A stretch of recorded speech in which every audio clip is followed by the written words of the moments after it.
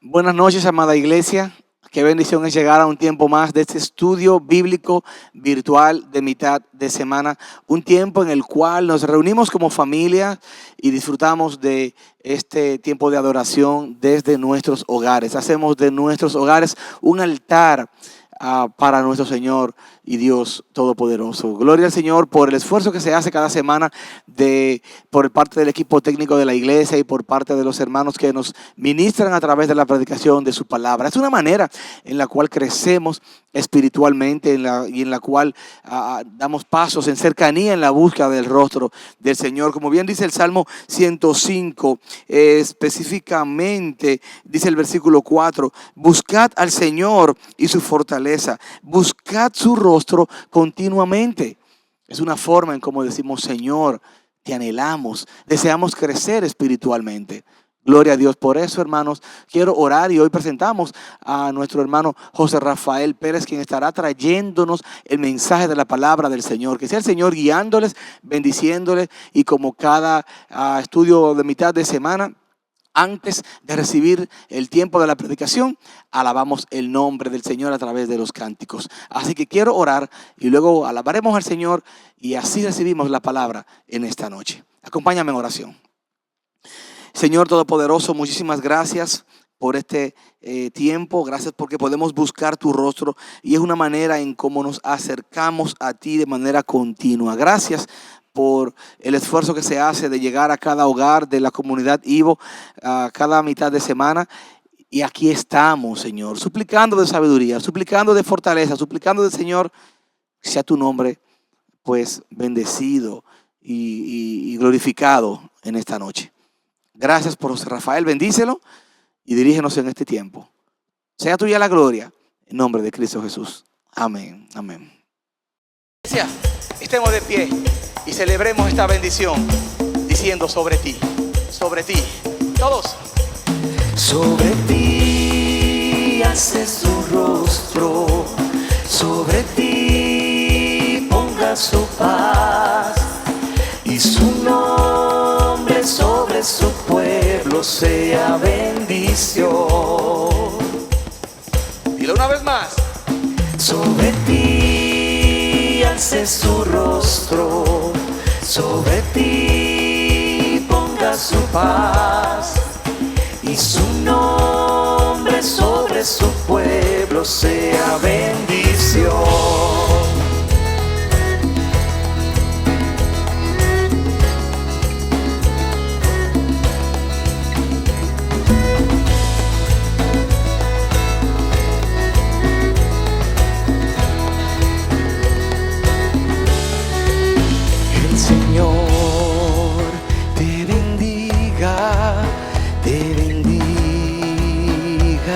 Guarde, haga resplandecer su rostro sobre ti.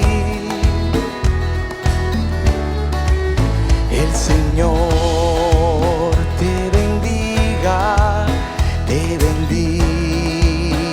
y te guarde, y su misericordia sea sobre ti. Sobre ti alce su rostro, sobre ti ponga su paz y su nombre sobre su pueblo sea bendición. Sobre ti alce su rostro, sobre ti ponga su paz y su nombre sobre su pueblo sea bendición. El Señor te bendiga y te guarde. El Señor te bendiga y te guarde, haga resplandecer su rostro sobre ti. El Señor te bendiga y te guarde, y su misericordia gloria sea sobre ti. Toda la iglesia lo canta. Sobre ti alce su rostro, sobre ti ponga su paz, y su nombre sobre su pueblo sea bendición. Sobre ti alce su rostro, sobre ti ponga su paz, y su nombre sobre su pueblo sea bendición. Sobre ti, iglesia. Sobre ti alce su rostro, sobre ti ponga su paz, y su nombre sobre su pueblo sea bendición. Sobre ti alce su rostro, sobre ti ponga su paz, y su nombre sobre su pueblo sea bendición.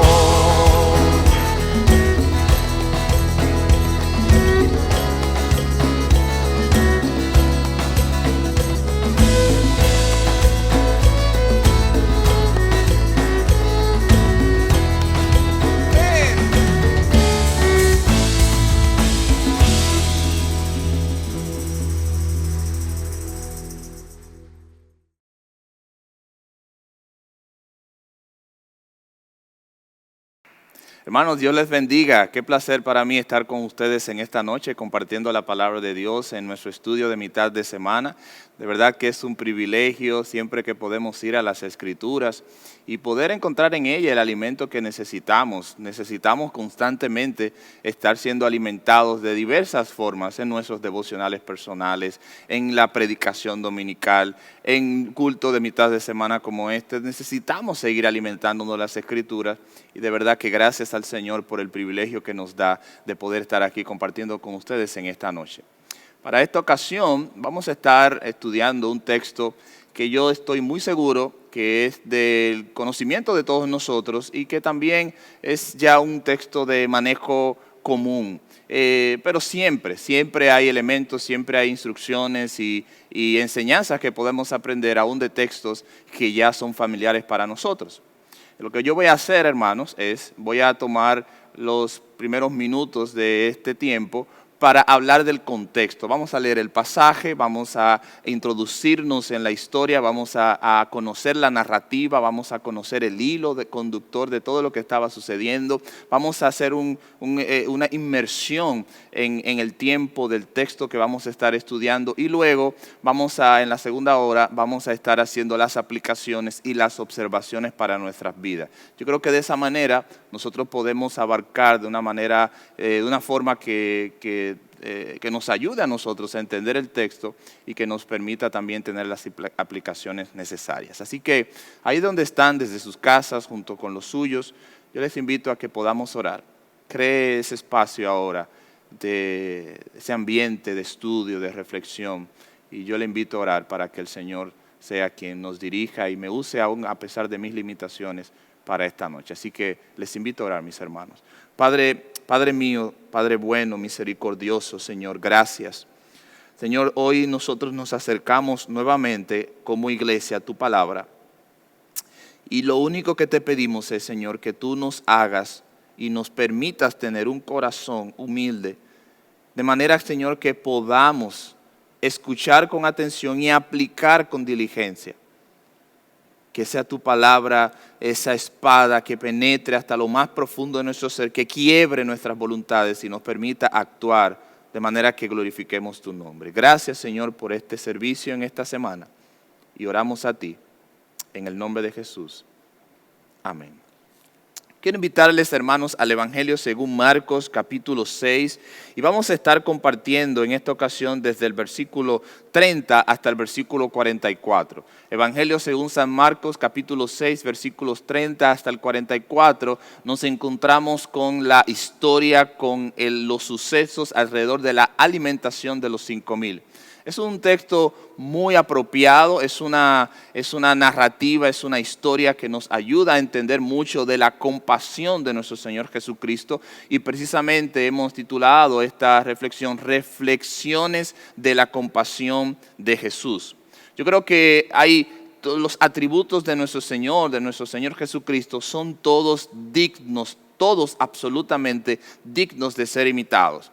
Pero en esta ocasión quiero hacer un énfasis en que nosotros necesitamos imitar, nosotros necesitamos emular, nosotros necesitamos seguir el ejemplo de Cristo como un maestro, como un líder, como un Dios compasivo entre nosotros. Hermanos, yo sé que no es de nuevo para nosotros entender que estamos viviendo tiempos en los cuales las personas tienen alcance a un sinnúmero de facilidades que antes no teníamos en otra época, y eso ha creado de una forma u otra, con otras vertientes, otros ingredientes incluidos también, ha creado en nosotros personas, individuos, sociedades muy separados, muy individualistas. Y hacemos mención del hecho de la generalidad, de la bendición que tenemos, por ejemplo, de hacer esta transmisión a través de las facilidades de la internet y de todo lo que nos ofrece estar conectados a pesar de las distancias. Pero una de las cosas que la iglesia nunca debe perder, y doy gracias al Señor por nuestra iglesia y por el liderazgo de los líderes, del pastor Otto, de cómo aún a pesar de los momentos más difíciles que ha vivido el mundo, nosotros nos hemos mantenido conectados a través de las células, a través de los discipulados, a través de medios como este. Porque una de las cosas que la iglesia debe superar, que debe oponerse totalmente, es al individualismo. Nosotros somos llamados a vivir en sociedad, a vivir en congregación, a vivir unidos como familia de Cristo, como la familia de la fe. Dios nos ha dado esa responsabilidad y ese llamado. Y aunque el mundo vaya caminando hacia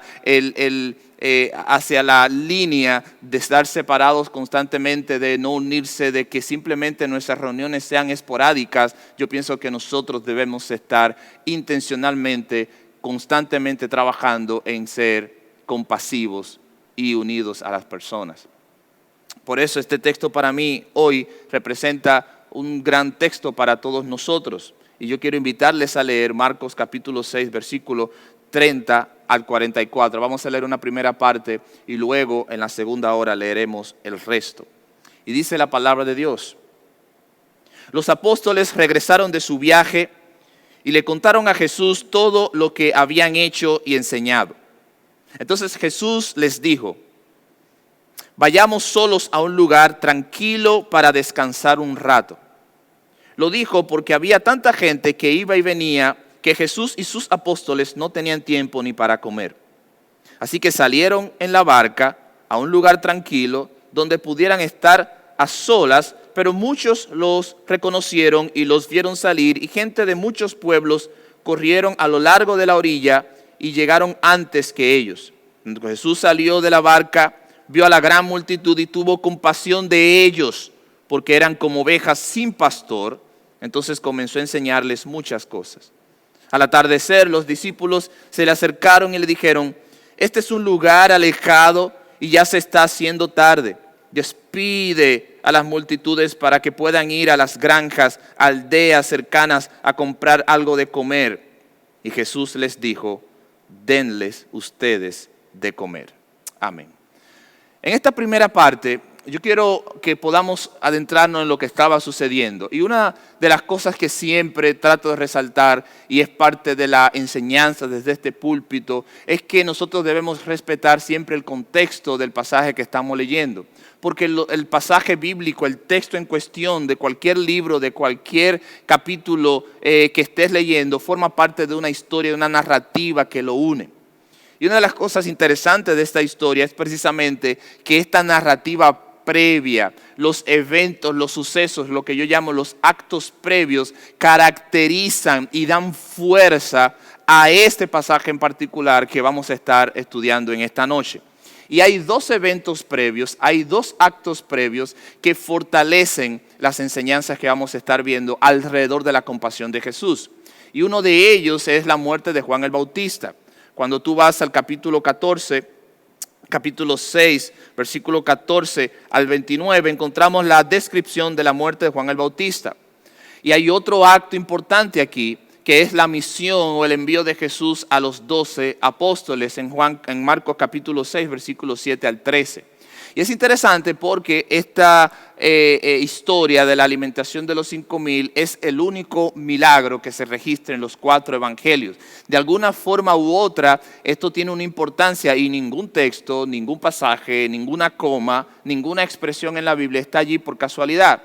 Hay algo que los discípulos querían enfatizar, que cada uno de ellos, los escritores de los evangelios, los registraron en sus memorias. Y esto es importante porque cuando nosotros vamos estudiando las Escrituras y nos encontramos con textos familiares como estos, corremos el riesgo muchas veces de no observar qué es el centro, qué es lo que Jesús de manera muy particular quiere enseñarnos. En este caso, en esta historia, la enseñanza de Cristo gira en torno a la compasión hacia nuestros semejantes, hacia el cuidado, hacia la preocupación sincera por aquellos que están sufriendo. Pero esa carga, en el caso del relato, la vamos a observar, esa fuerza en la narrativa la vamos a observar cuando consideremos los eventos previos. Primero, capítulo 6, versículos 7 al 13, no lo vamos a leer, simplemente pueden ir allí conmigo y les cuento. Jesús había enviado a los discípulos a hacer misiones, a evangelizar, a echar fuera demonios. Es decir, Jesús los envió a hacer la obra que Él ya le había enseñado.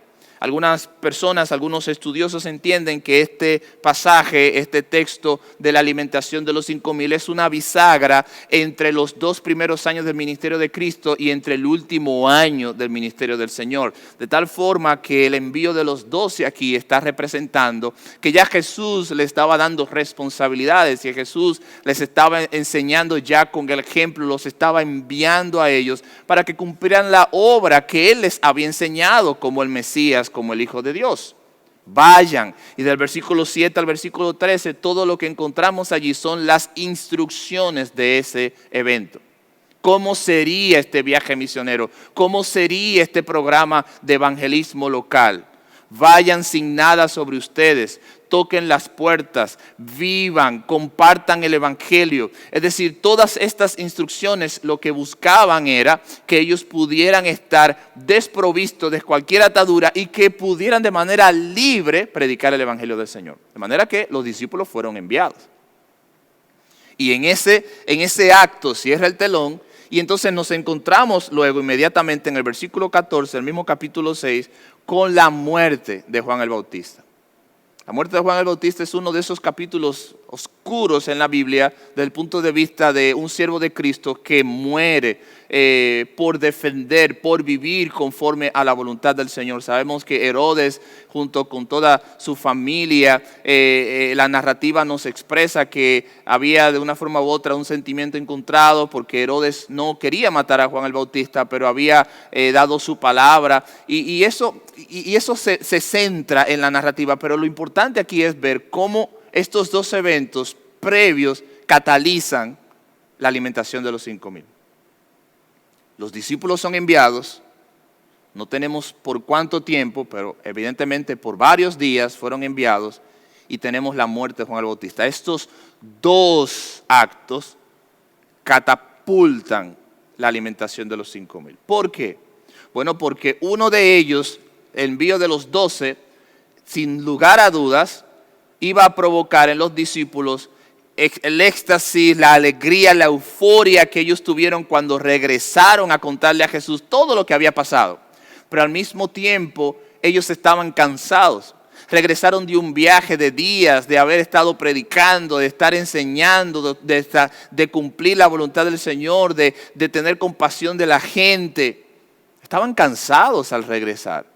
Y no tenemos que invertir el tiempo en describir cosas que ya sabemos como cuáles eran las inclemencias de vivir en aquellos tiempos con el sol incesante, no había medios de transporte. O sea, estos discípulos estaban cansados. En el caso de Juan el Bautista, observamos que a su muerte Jesús recibe la noticia. Y hay algunos autores que entienden que Jesús quiso alejarse de aquel lugar para que él no fuera también perseguido, quizás si alguna persecución no se desatara contra él. porque lo estaban confundiendo con Juan el Bautista, según lo que relatan algunos evangelistas del mismo pasaje. Pero en este caso en particular, lo que nosotros vemos cuando entramos al versículo 30 en la narrativa de los 5,000 es que Jesús se apartó solo, Jesús se fue a un lugar apartado, y las dos razones por las que Jesús se va a un lugar apartado tienen que ver y están relacionadas con los dos actos previos. Número 1, los discípulos estaban cansados. Vayan conmigo al versículo 30.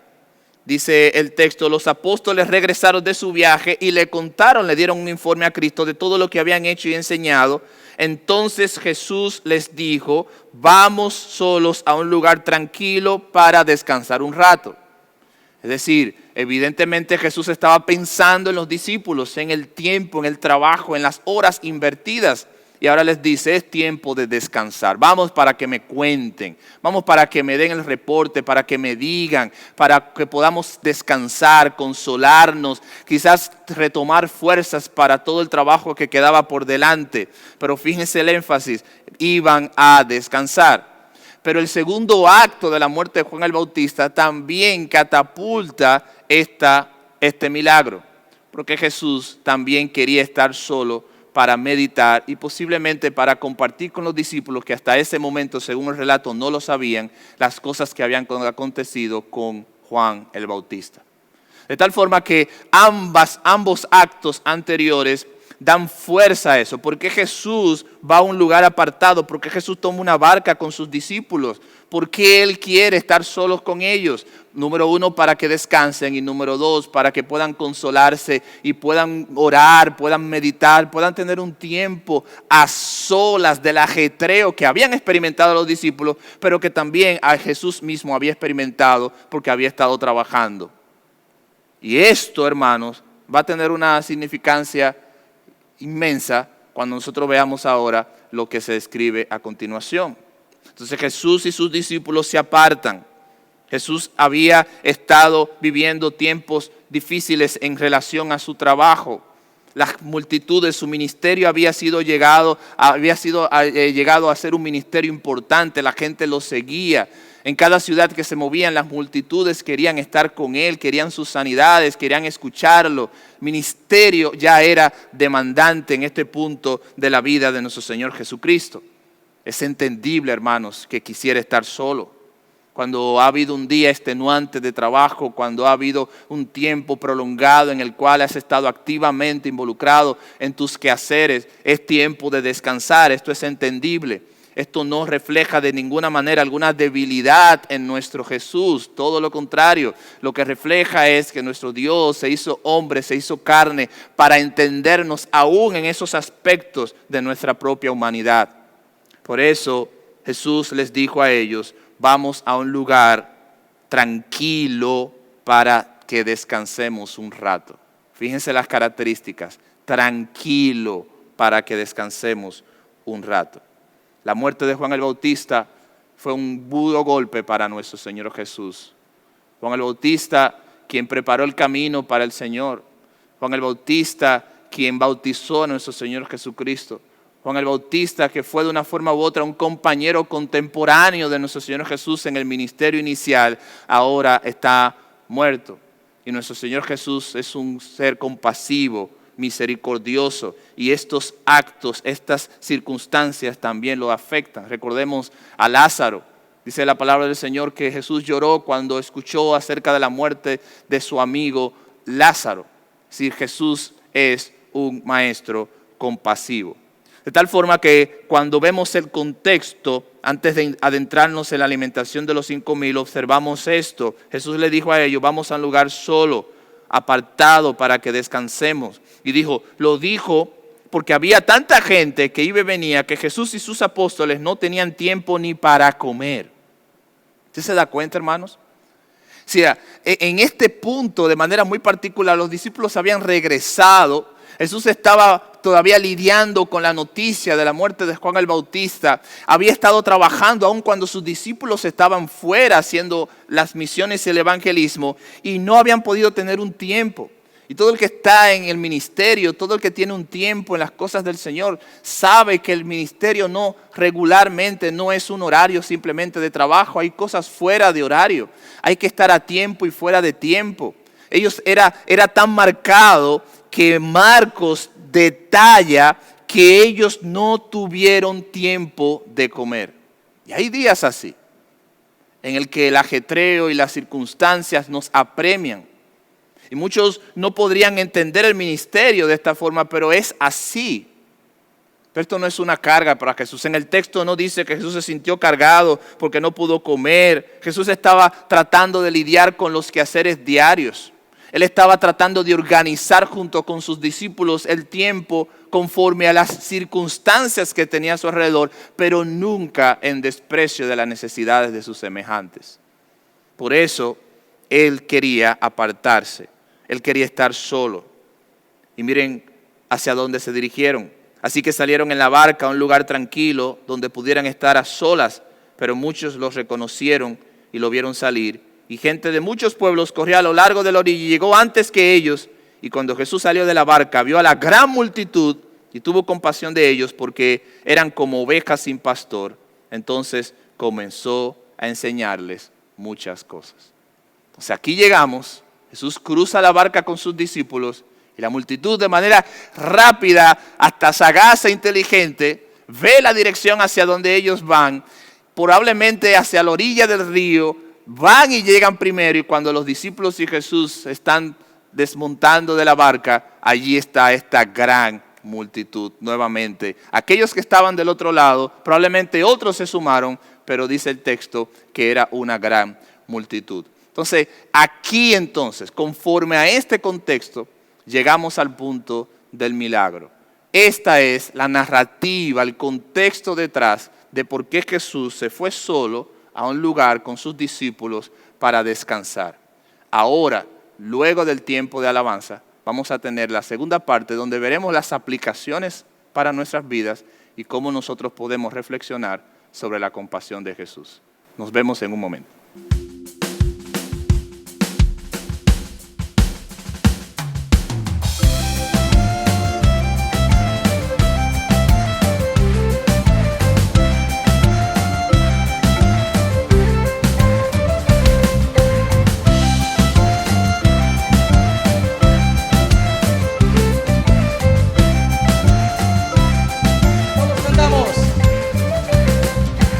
Oh, criaturas del Señor.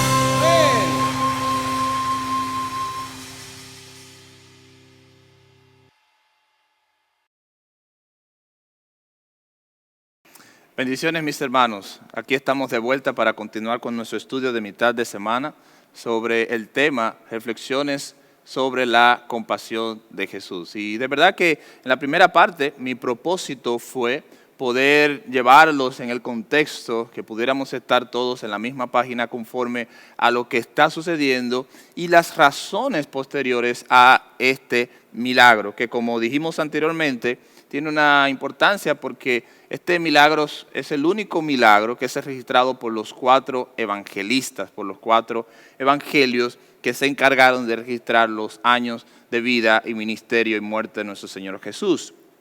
En este caso, no podemos dejar de pasar donde nosotros terminamos la primera parte, que es el versículo 34. Este versículo 34 representa el centro neurálgico de la idea que Dios quiere compartirnos, nuestro Señor Jesús quiere compartirnos con nosotros a través de la narrativa. Y regularmente nosotros tenemos la tentación, todos nosotros al leer las Escrituras, de quizás observar los detalles secundarios como principales y los principales como secundarios. Y es un reto que debe ser superado por nosotros al convertirnos en lectores permanente de las Escrituras, poder observar cuál es la idea, qué es lo que Dios quiere comunicarnos a nosotros. En este caso, versículo 34 contiene esa idea. Y dice la palabra del Señor, donde nos quedamos, el versículo 34, cuando Jesús salió de la barca, vio a la gran multitud y tuvo compasión de ellos porque eran como ovejas sin pastor. Entonces comenzó a enseñarles muchas cosas. Fíjense que ya venimos hablando nosotros de por qué Jesús se ha separado con sus discípulos a un lugar desértico, incluso para estar a solas, para meditar un poco, para consolarse por la muerte de Juan el Bautista, para que los discípulos descansaran luego de un viaje, de haber estado trabajando, evangelizando en las comunidades alrededor. Pero cuando se acerca la multitud y ellos bajan de la barca, hay algo que sucede. Jesús, al salir de la barca, ve a la multitud. Y esto, hermanos, para mí es importante porque es la misma expresión que usan los 4 evangelistas. Jesús vio a la multitud. Y al ver a la multitud, eso lo movió a ser compasivo.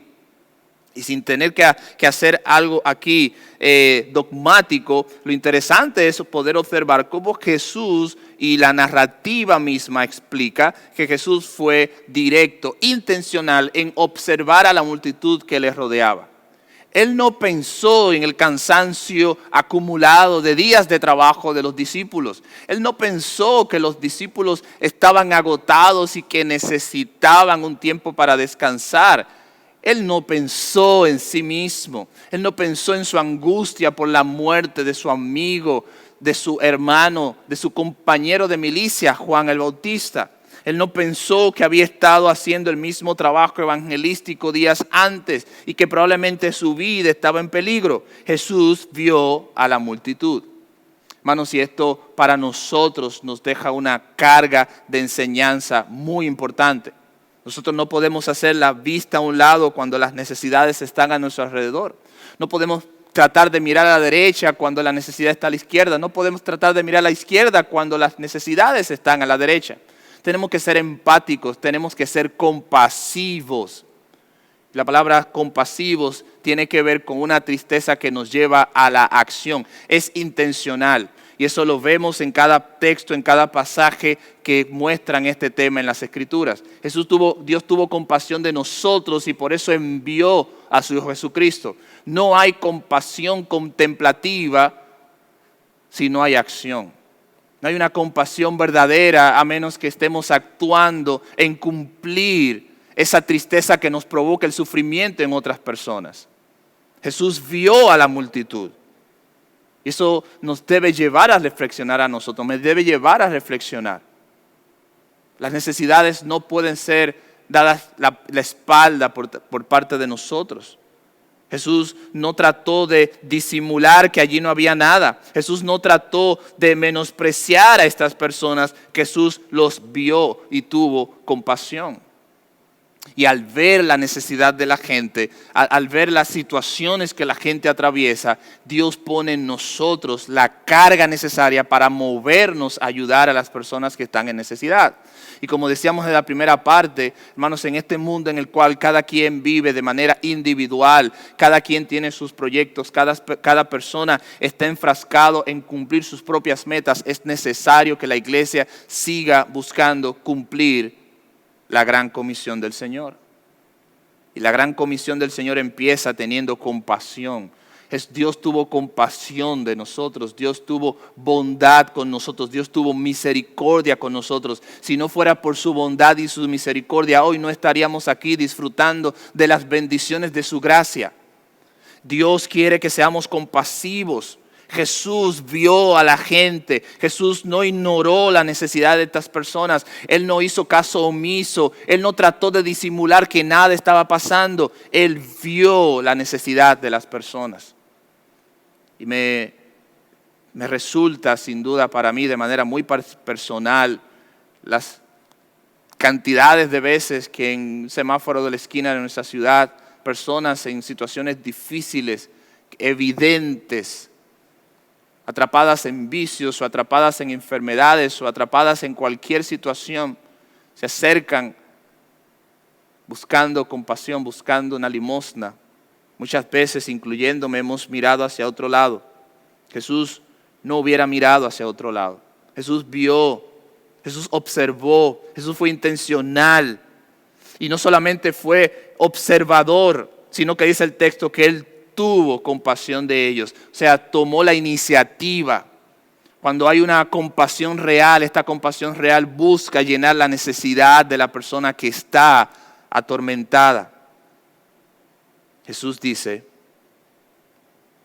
Marcos dice, Jesús tuvo compasión de ellos porque eran como ovejas sin pastor. Él vio la necesidad y al ver los ojos, la situación de esta multitud, probablemente podemos hacernos la idea de Jesús viendo los rostros de estas personas, días caminando detrás de Él, algunos quizás con niños en brazos, otros envejecientes, y Jesús vio sus ojos, vio sus rostros, y dice que lo que vio fue ovejas perdidas sin pastor. Es interesante porque esta imagen es una imagen que se usa constantemente en el Antiguo Testamento para describir la situación espiritual del pueblo hebreo. Cuando el pueblo hebreo no estaba caminando bien, o cuando Dios quería señalar la condición del pueblo en ese momento, usaba esta misma imagen. Por ejemplo, Ezequiel capítulo 34, versículo 6 nos dice: mis ovejas andaban errantes por todos los montes y por todo collado alto.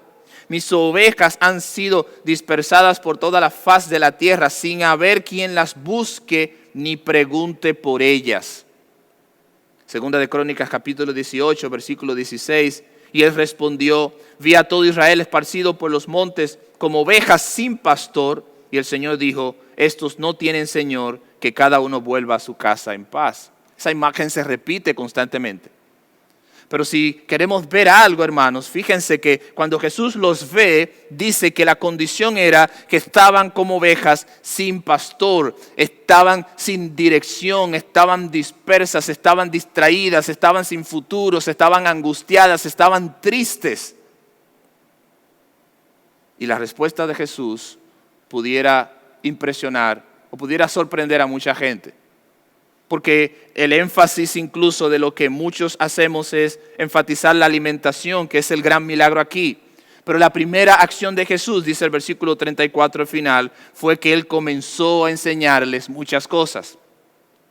Porque cuando tú tienes compasión de la gente, lo primero que ves no es su necesidad externa primeramente, sino la real necesidad, que es la necesidad espiritual.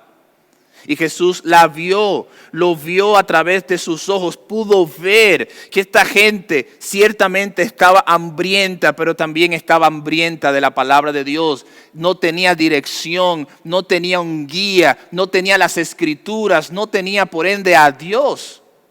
Y por eso necesitaba en este momento aprender las cosas de Dios. Cuando uno se enfoca en mirar más allá de lo evidente. Cuando uno puede ir más allá de lo que un rostro pálido nos muestre, uno va a ver un corazón duro, alejado de Dios. Y esto fue lo que Jesús vio. Jesús comenzó por la necesidad más importante de la multitud. Jesús no comenzó por la necesidad más evidente, sino por la más importante, que fue enseñarles muchas cosas, alimentarlos espiritualmente, darles de comer el Espíritu de Dios, su palabra, enseñarles las cosas que hasta ese momento fueron desconocidas para estas personas. Esta gente, hermanos, era un pueblo, era una multitud que no reconocía a Jesús por Jesús mismo, sino que lo quería por sus milagros y por su reconocimiento. Eso lo tomamos de la narrativa de Juan del mismo pasaje, que esta multitud seguía a Jesús por sus milagros. De tal forma que Jesús sabía quiénes eran esas personas, sabían que Él no era un ser a quien ellos recibían de manera normal, pero aún así Jesús tuvo compasión de ellos. Y esa es la gracia del Señor. Que la compasión no mira a quién debe ser aplicada. Dios nos manda a ser compasivos, porque Dios ha sido compasivo con toda la humanidad. Dios no ha sido compasivo con los buenos, porque no hay bueno ni aun uno. Dios no ha sido compasivo con los justos, porque no hay justos. Dios no ha sido compasivo con los que no cometen pecado, porque no hay personas que no cometan pecado. Todos somos pecadores. Dios ha sido compasivo por su plena voluntad. Jesús quiere invitarnos a reflexionar de que la compasión no debe ser filtrada. La compasión debe ser a todos aquellos que están pasando situaciones de calamidad. Debemos ser compasivos, y Él vio la gran multitud que más adelante estaría señalándolo. Multitud que dice el mismo apóstol Juan que le seguía por los milagros. Era una multitud interesada. No era una multitud que le seguía por plena convicción de que aquí estamos recibiendo la palabra de Dios. Pero aún así, Jesús fue compasivo. No debes clasificar tu compasión. Debes ser compasivo. Y Jesús comenzó a enseñarles. Y eso, hermanos, para nosotros es sumamente importante. Porque no solo de pan vivirá el hombre. La compasión verdadera empieza con alimentar a la gente en aquello que es más importante. En aquello que representa un antes y un después en su vida, en aquello que puede representar el futuro eterno de esa persona. Pero no obstante, algunos señalan a la iglesia, y lo han hecho por años y generaciones, diciendo que la iglesia siempre se ha comportado en tratar de manipular a las personas porque quiere ganar adeptos o quiere ganar seguidores. Todo el que está en una iglesia donde se predica las Escrituras, una iglesia que con sus imperfecciones trata de agradar a Dios, sabe que no es la verdad.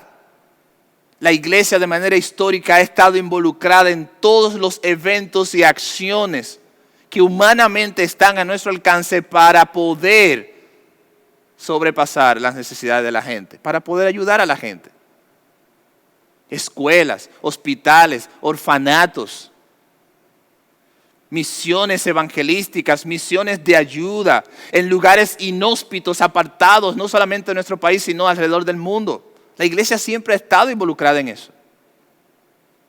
Y por eso, cuando vamos al pasaje, la compasión de Jesús no solamente nos muestra que debemos ser compasivos en cuanto a la alimentación espiritual, sino también a la alimentación física. Porque es cierto, nosotros no podemos simplemente ubicarnos en un extremo y olvidar el otro. Pero qué hermosa es las Escrituras, qué hermoso es nuestro Señor Jesús que nos está enseñando el modelo correcto. Suple ambas necesidades, ten compasión espiritual y ten compasión física. Es la enseñanza de Jesús. Y es tan importante porque Jesús sabe y le está diciendo a los discípulos y se lo está modelando que las únicas personas, que la única organización en todo este mundo que puede cumplir ambos roles es la iglesia de Cristo, es el cristiano. Porque pudieras tener, por un lado, organizaciones no gubernamentales, de índole social que cumplen un rol de paliar las necesidades humanas, pero ellos no pueden predicar el Evangelio de Cristo, ellos no pueden exponer a Cristo, ellos no pueden presentar a Jesús, pero la iglesia sí puede.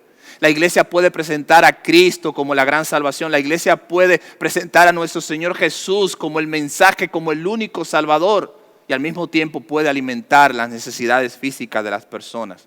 Tú y yo, hermanos, tenemos un privilegio único que nadie más tiene en este universo, que es tener compasión física y tener compasión espiritual.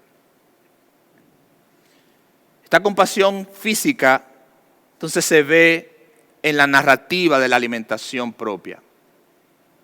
Jesús le enseña muchas cosas y dice el versículo 35, aparentemente empezó en la mañana, pues dice al atardecer, los discípulos se le acercaron, eso empezó desde la mañana a enseñarle, tomen en cuenta lo que hemos estado diciendo.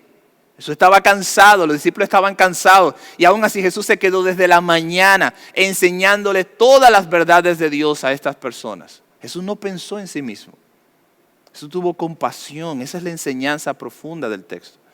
Él pudo haber tenido razones y las tenía, pero no pensó en sí mismo. Y dice el versículo 35 que al atardecer entonces los discípulos se le acercaron. Uno podría imaginarse, quizá el mismo Señor enseñando y algunos de los discípulos por detrás diciéndole, Señor, se está oscureciendo y hay algunas personas que tienen que irse a sus casas y viven retirados. Vamos a despedirlos. Y aquí entonces presenta a nuestro Señor Jesús uno de los milagros más importantes y trascendentales de su ministerio. Y en ese momento, en el versículo 37, Jesús le dice a ellos, denle ustedes de comer. Para los discípulos esto no era la respuesta que estaban esperando. Los discípulos esperaban que empezara un proceso de despedida de esta multitud, que pudieran ir saliendo yendo a sus casas. Pero recordemos, está en la última parte, que aquí estamos hablando de alrededor de 5,000 hombres según lo que nos registran los textos y según los estudiosos, como no estaban contados mujeres y niños, estamos hablando de una multitud de más de 10,000 personas, hermano. No sé si usted ha estado en un lugar donde haya 10,000 personas. Esto no era un evento fácil, no era una despedida fácil. ¿Cómo llegarían estas personas? ¿Llegarían algunos de ellos a sus casas después de un día o de días siguiendo a Jesús, escuchando sus enseñanzas, probablemente algunos sin comer? Es decir, esta gente estaba sufriendo. Y Jesús le dice a ellos, denles ustedes de comer. Humanamente eso es una locura, hermanos. ¿Cómo lo van a hacer? ¿Qué van a hacer? Son más de 10,000 personas, pongan ese número en su mente. ¿Cómo iban a ir 12 apóstoles, persona por persona, a darles de comer? Primero, no habían los recursos. Y segundo, la capacidad logística era limitada. Y conociendo el milagro, Jesús le dice, ellos le dicen, ¿con qué? Preguntaron. Tendríamos que trabajar durante meses para ganar suficiente a fin de comprar comida para toda esta gente. Jesús le pregunta, ¿cuántos panes tienen? Preguntó, vayan y averigüen. Ellos regresaron y le dijeron, tenemos 5 panes y 2 pescados. Marcos no lo dice, pero en los otros evangelios nos registra que esto era el alimento que llevaba un niño. Entonces Jesús le dio a sus discípulos que sentaran a la gente en grupos sobre la hierba verde. Así que se sentaron en grupos de 50 y 100. Jesús tomó los 5 panes y los 2 peces, miró hacia el cielo y los bendijo. Y luego, a medida que repartía los panes en trozos, se los daba a sus discípulos para que los distribuyeran entre la gente. También dividió los pescados para que cada persona tuviera su porción. Todos comieron cuanto quisieron. Y después los discípulos juntaron 12 canastas con lo que sobró de pan y pescado. Un total de 5,000 hombres y sus familias se alimentaron de esos panes. ¡Wow! Es decir, pasamos de una multitud hambrienta, de una multitud probablemente con los comentarios internos, se está oscureciendo, que vamos a comer, Jesús nos está enseñando palabras del cielo, pero nuestros estómagos están vacíos, ¿qué vamos a hacer? A un milagro único y trascendental en el ministerio y la historia de la vida cristiana. Jesús alimentó a más de 10,000 personas. Y eso, hermanos, es una muestra no solo del poder magnificador de nuestro Señor Jesucristo, el cual tiene compasión de la gente, el cual entiende las necesidades físicas de las personas. Él entiende cuando hay una madre, cuando hay un niño, cuando hay un padre que ha tenido días sin comer. Él entiende eso. Y Él espera que su iglesia, nosotros quienes les representamos aquí en la tierra, podamos movernos a compasión y suplir esa necesidad. Hermanos, muchas veces el dar un centavo o el dar un billete o el dar una moneda no es compasión de manera precisa. La compasión va más allá. La compasión muestra hasta el final el carácter de Cristo. Los discípulos fueron sorprendidos, los discípulos fueron enseñados a que primero deben pensar en la compasión de los demás. Los discípulos estaban cansados. Fíjese que no hay ni un momento de descanso aquí en la narrativa y ahora tienen que repartir alimentos a más de 10,000 personas. El texto no lo dice, pero es probable, hermanos, que este milagro, este evento restaurara la vida de los discípulos, trayera nuevas fuerzas a la vida de los discípulos. Cansados de días de trabajo, pero aquí han visto el poder de Dios derramado en estas personas. Y me ha pasado, y espero y creo que le ha pasado a ustedes, hay momentos en los cuales uno está cansado físicamente, pero cuando uno ve a Dios obrar, sus fuerzas, nuestras fuerzas se renuevan. Y eso fue lo que pasó aquí.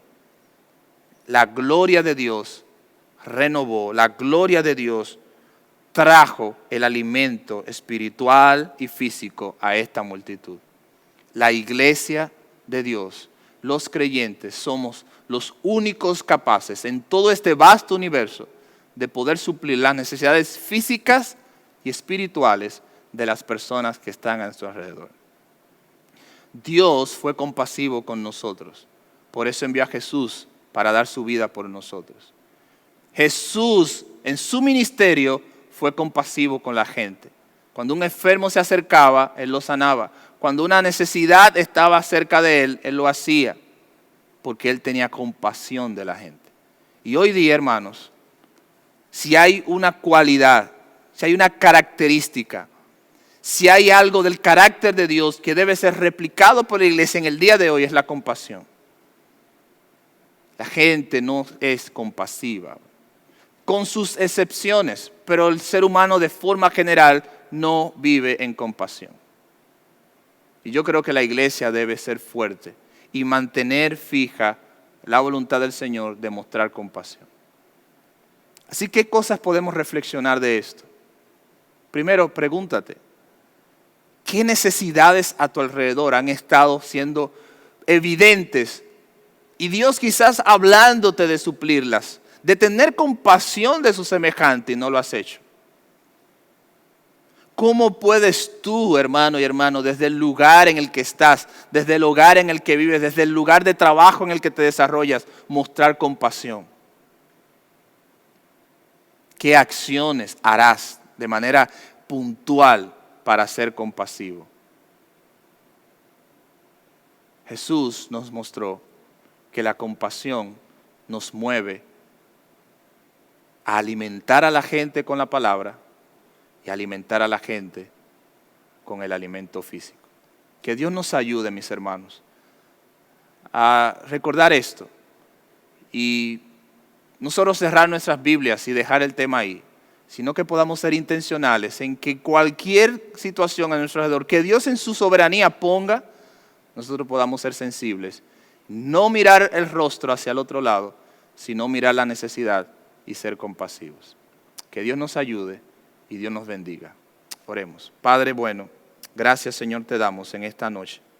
Y gracias por la oportunidad de ver tu palabra y la enseñanza de nuestro Señor Jesús de ser compasivo. Padre, esta multitud era mucha, esta multitud no era adversa a nuestro Señor Jesús. Jesús estaba cansado, los discípulos estaban cansados, pero aún así Jesús fue compasivo. Padre, ayúdanos en la medida de lo posible, a de poner nuestros intereses a un lado y siempre pensar en aquellos que están pasando calamidades. Recordar que ese es el espíritu del Evangelio, el hecho de que tú nos miraste con compasión y enviaste a tu Hijo a morir por nosotros. Gracias, Señor, por tu iglesia y gracias por ese estudio de esta noche. En el nombre de Jesús. Amén.